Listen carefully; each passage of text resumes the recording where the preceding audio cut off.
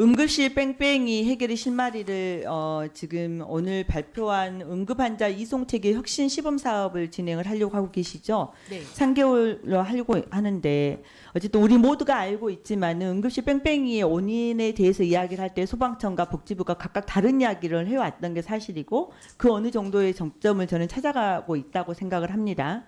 구급대 병원 간의 통합 조정 체계의 부재가 가장 문제였고 저는 거기보다 칸막이 행정이라고 하는 것들이 우리 일상에 만연되어 있지 않나 이런 생각을 하는 거에서 다시 한번 이 시범 사업에서는 그러한 것들이 제대로 조금 바로 잡아줬으면 좋겠다라는 말씀을 좀 드리고요.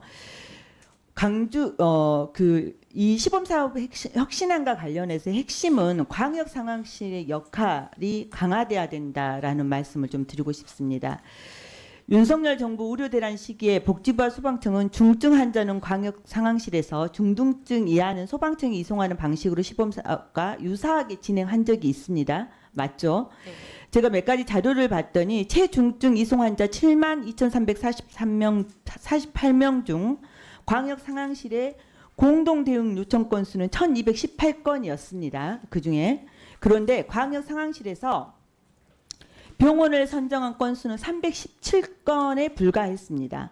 결국은 이전에 했던 상황 자체가 굉장히 문제가 있었다고 하는 것을 그대로 이 수치에서도 볼 수 있는데 맞죠? 예. 아마 이제 그 이 요청은 수치에 받아 대한 이야기를 지금 뭐 장관님께 확인하려고 하는 거 아니고 제가 복지부에서 받은 데이터를 가지고 말씀을 드린 거니까. 그리고 또 하나 제가 봤더니 2025년 1월부터 9월까지 광역 상황실 의뢰 건수가 복지부 산하의 국립중앙의료원에서는 1,309건이라고 이야기하고 소방청은 701건으로 이야기를 하고 있습니다. 결국은 608건 정도의 서로가 데이터가 자체가 지금 틀리고 있다고 하는 거예요. 기준을 어떻게 갖느냐에 그 기준점도 모호한 것 같고요. 의사소통이 제대로 안 되고 있다고 하는 이야기를 다시 한번 드리고 싶어서 말씀을 좀 드리는 겁니다. 25년 10월 이후에 소방청의 협력이 중단돼서 의뢰 건수가 없다고 하는 반면에 국립중앙의료원은 11월에 6건 그리고 12월에 18건이 있다고 확인을 하고 있는 상황입니다. 이 복지부하고 소방청의 기초 데이터가 굉장히 다른 상황이고 그것이 왜 다른지에 대해서도 명확한 설명을 하고 있지 못하다고 하는 것에 있는데 결국은 시범 사업 속에서 기초 데이터조차 공유하지 않는 게 이전의 문제였다면 이 문제를 어떻게 해결할 것인가라고 하는 것은 굉장히 큰 문제라는 말씀을 좀 드리고 싶고 시범 사업에서는 어떻게 달라지려고 하는지에 답변 주셨으면 좋겠고요. 시간이 없으니까 계속 말씀드리겠습니다. 두 번째는 광역 상황실의 역할을 보면은 어쨌든 지금 전국에 총 6개가 있죠. 네. 그리고 한 개소마다 상황의사 1명 그리고 상황요원 20명이 근무를 하고 있습니다. 강주, 전남, 전북의 광역 상황실에 신규 인력 없이 제가 알기로는 5개 광역 상황실에서 각 2명씩 파견해서 총 10명이 추가로 근무를 하는 걸로 알고 있습니다. 맞죠? 예. 이렇게 되면 새롭게 시범 사업하고 있는 광역 상황실에는 상황의사 1명, 그다음에 상황요원 30명이 시범 사업을 하게 되는데 이번 시범 사업의 최중증, 중증까지 확대를 해서 추진하는데 이 소방청 자료에 의하면요. 프리게이타스 레벨 1, 2 인원이 각각 24년의 기준으로 52,000명, 254,000명 수준입니다.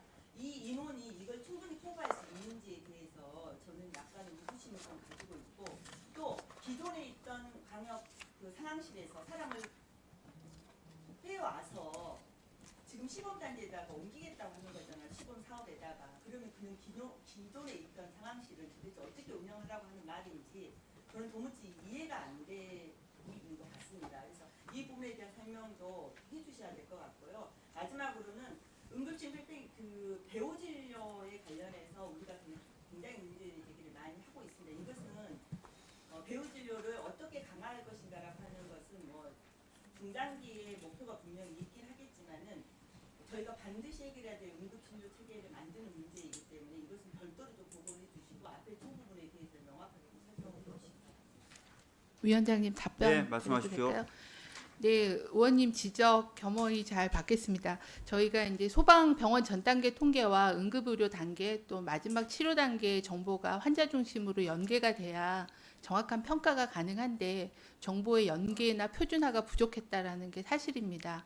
그래서 이번 시범 사업을 할 때도 그런 부분들의 정보 연계와 또 분석에 대한 것들을 포함시켜서 시범 사업을 하기 때문에 그런 부분들에 대한 정보 표준화 또 그 정보 시스템의 연계 이런 것들에 대한 걸 점검하고 보완 계획을 마련하는 것을 시범 사업 목표로 하였습니다. 의원님 말씀 주신 그 광역 응급 상황실로의 의뢰 건수의 차이는 저희가 확인을 해봤는데 이제 중앙응급의료센터가 집계하는 기준과 소방청이 집계하는 기준의 차이가 있었습니다. 그래서 그 기준의 차이가 뭔지는 확인을 했고 그런 부분들은 좀 일정하게 그 기준을 만들어서 그런 통계가 나갈 때는 좀 공통된 기준으로 통계를 산출하도록 그렇게 개선을 하도록 하겠습니다.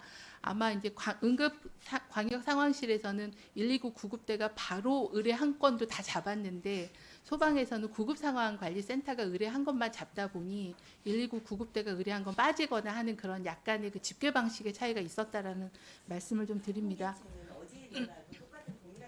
네, 네. 근데 이제 아마 각각 기관별로 자료를 요청하니 그거를 이제 서로 협의하지 않고 그냥 각자의 기준대로 자료를 제출하면서 기준이 좀 달랐던 면이 있고 통계가 틀리거나 그러진 않았기 때문에 그런 부분들은 좀 표준화된 그런 정보 연계와 통계의 자료를 작성하도록 하겠습니다. 그다음에 광역 상황실의 역할 강화가 중요합니다. 근데 이번 시범 사업은 광역 상황실의 기능을 평가하는 부분이기 때문에 올해 저희가 광역 상황실 그 상황 관리하는 요원이 한 30명 정도 추가되는 게 예산에 반영이 되어 있는데 이제 급하게 인력을 다 충원하고 교육하기는 쉽지 않아서 이제 다른 광역 상황실의 인력을 일부 활용하고 나머지 광역 상황실은 충원하는 그래서 인력 공백을 좀 최소화하도록 하겠다는 말씀드리고 호남권의 응급 의료 광역 상황실에는 이제 상황의사 2명, 1명 더 늘린 거와 또 인력에 대한 상황 요원들을 말씀 주신 인력 플러스 더한 인력들을 좀 배치해서 진행하고 나머지 그 5개 그 광역 상황실에 공백이 생기지 않도록 잘 관리하겠습니다. 네. 네. 그 실제로 광역 상황실에서 각 병원에 대한 정보를 입력을 하는 과정 속에서 상황실이 약간 체크하면 되는데 그걸 각 병원에서 이 정보를 입력하고 이런 과정이 가장 어려운 게 분명히 있어요. 네, 행정 부담이 있습니다. 예, 그 행정 부담을 어떻게 덜어줄 건가에 대한 걸 저는 숙제라고 생각을 하고 지금 시범도 제가 알기로는 별도 예산이 더 추가되거나 이런 방식이 아니라고 이야기를 했는데 그런 행정 업무를 보완하고 하기 위해서는 뭔가의 별도 조치를 예산 조치를 많이 추진하다고 생각하거든요. 그 부분에 대해서 충분히 고려하고 지원해 주셨으면 좋겠어요. 네, 보완 대책을 마련하겠습니다. 아마 자료 입력도 저희가 인건비 지원이 있기는 한데 그 인력만으로는 필요한 정보들을 실시간으로 24시간 업데이트 한다는 건 쉬운 일은 아니어서요. 좀 AI를 이용하는 것도 해보고 또 자료 입력하는 인력 좀 늘리고 하는 그런 대책들이 필요해서 이번에 시범 사업 중에서도 병원의 의료 자원 정보를 현행화시키는 부분들이 들어가 있기 때문에 그런 부분이 충실하게 이행되려면 어떤 제도적인 지원이 필요한지도 좀 도출해서 계획을 만들어 보겠습니다.